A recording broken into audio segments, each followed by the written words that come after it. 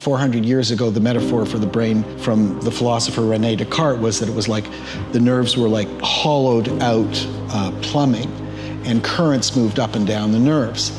And we still speak of currents, but now electrical currents. Then the model changed as we developed electrical machines to, something like a circuit board. But no one could conceive of a non-hardwired circuit board, so we started to think of the brain as hardwired.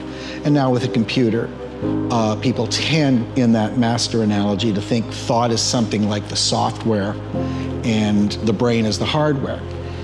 But what we really find, if we just can speak about the brain on its own terms and not in terms of that metaphor, is thought actually can change the physical structure of the so-called hardware and its function. And once you realize that and dig into what the laws of that are, some very interesting possibilities arise.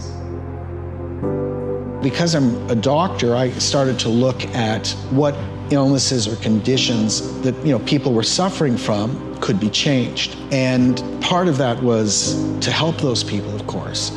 And part of it was to test the idea. If it was really true, you should be able to change some illnesses.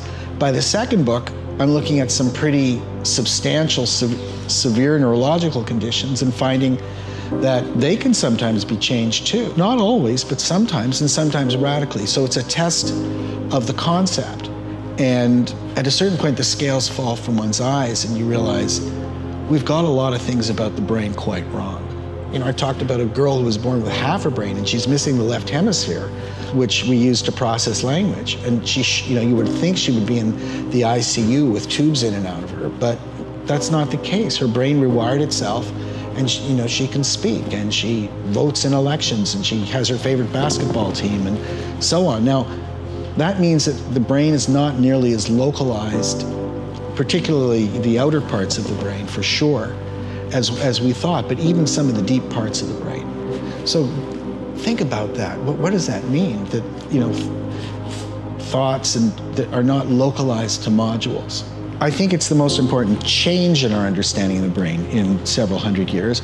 Everybody thought that the circuitry was formed and finalized in childhood. That gave rise to a view of human development, human potential, that taught people that you're stuck with what you're born with in a kind of absolute way. I mean, one case after another in my second book, people are told, your child will never get better, you will never get better, and so on. It's not possible. If you had a stroke when you were being born and you have cerebral palsy, that the assumption was that's it. If you tried to maintain your brain as you got older, that was seen as kind of a waste of time. But even if we're not talking in medical terms, your conception of what's possible, let's say in the second half of life, is radically altered when you understand that there's plasticity from cradle to grave. You can reinvent yourself in certain respects, take on skills you never dreamed that you could take on throughout the course of your life. That's an incredibly liberating thought. And not only can you, but if you don't challenge your brain, it probably won't maintain itself. So, the brain, just like the body, requires some intensive work just for maintenance. It's necessary to do that. All the little lies that you tell yourself about yourself, the limitations, the belief systems that hold you back, they hardwire and they become real. So there's really two kinds of pain. There's an acute pain, which tells you that there's damage to part of the body, and we don't welcome it, but it actually is essential for our survival. And some people who are born with a genetic tendency not to be able to feel pain, well, they tend to die very young because they'll hurt their foot, they won't notice it, and they'll die of an infection.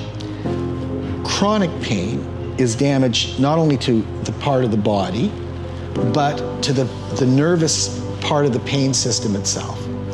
So what happened with Michael Moskowitz is he was a psychiatrist turned pain physician, and he had a number of mishaps or accidents. One of them had to do with a kind of a skiing accident, and so he wrecked his neck. Initially it hurt him just around the neck, but the nerve kept getting pinched over and over again. And so the brain got really good at registering that pain. And what was initially a kind of just a strong thrust of pain, lasting seconds, as the brain got better at processing it, the pain would last longer and it started to spread from his neck to his head to his shoulders and soon his upper back. And he was stuck with a chronic pain syndrome. Now, he started reading about plasticity at this time. And as a pain physician, he tried everything for that chronic pain. So he tried all the medications, which are problematic, to say the least. Nerve blocks, so injections into various nerves, and a lot of complementary things, all the ones he knew about. And he was very open-minded, and nothing touched it. Most of us think that there's probably a pain center in the brain that registers all of this pain, but in fact, there's about a dozen different centers in the brain.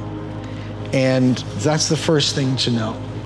But what's interesting about them is they're distributed through the brain, and they in general are dual purpose centers. So you may have noticed when you're in pain, you might be irritable and have emotional regulation problems, or you can't pay attention, or you can't do higher math. Now there's reasons for all of this.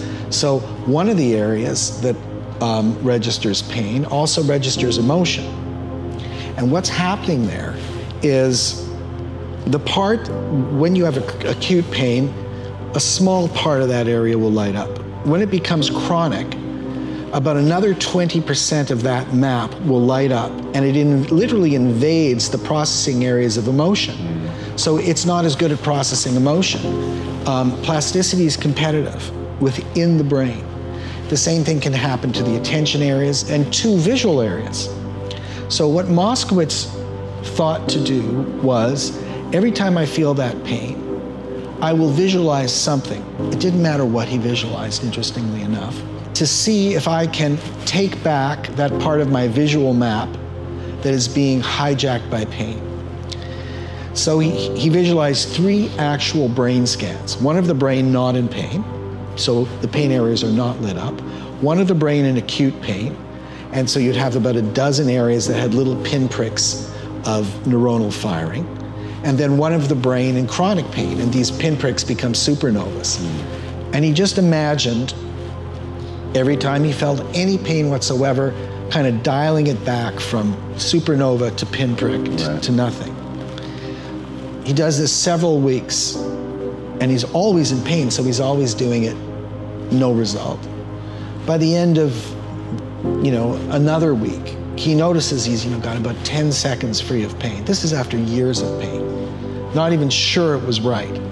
By the end of several months, he's got 15, 20 minutes free of pain. By the end of a year of doing this every time it comes up, he's off all his pain meds, and he's completely pain-free. Wow. He's destroyed his chronic pain syndrome. In my first book, I describe people working with obsessions and compulsions, and it's a very similar thing. They have recurring thoughts that just won't go away, and they really have to know that you measure the success of that day by just thinking about how much effort you put into it, not whether the obsession or compulsion went away or the chronic pain went away that day. Because you're creating like a new gear shift inside your brain that's being built up from scratch so that you have conscious control over this to change it. And that takes a while. The mindset should not be conceived of as simply whether you've got a reward today, but you understand that to be a human being, to have a brain, is to be a creature that learns. And a lot of learning is incremental and slow. What Dr. Norman Deutsch is talking about is that we often create limitations for ourselves that don't need to exist. We create boundaries around our mind and think that we are incapable of breaking them down. But that is just not true. Whether you want to overcome pain or replace bad habits with good habits, that is all possible, and it starts with retraining your mind, and you can start today. So comment down below just one simple task that you can do today to start retraining your mind.